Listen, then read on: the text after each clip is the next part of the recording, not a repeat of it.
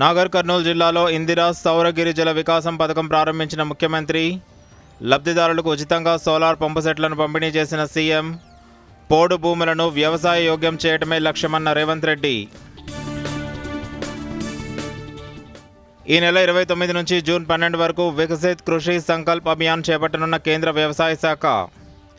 నూతన సాంకేతికత, వంగడాలపై రైతులకు అవగాహన కల్పిస్తామన్న శివరాజ్ సింగ్ చౌహాన్.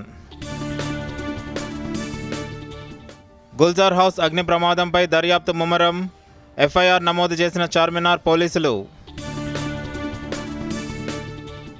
తీవ్ర ఉప్పు కొరతను ఎదుర్కొంటున్న శ్రీలంక, 3 నుంచి 4 రెట్ల అధిక ధరలు. నేడు రేపు రాష్ట్రంలో మోస్తారు వర్షాలు కురవచ్చన్న వాతావరణ శాఖ. నైరుతి రుతుపవనాలు మరింత చురుకుగా మారినట్లు వెల్లడి. ఐపీఎల్లో నేడు లక్నోతో తలపడనున్న హైదరాబాద్ జట్టు. రాత్రి 7 గంటల 30 నిమిషాలకు లక్నో వేదికగా మ్యాచ్.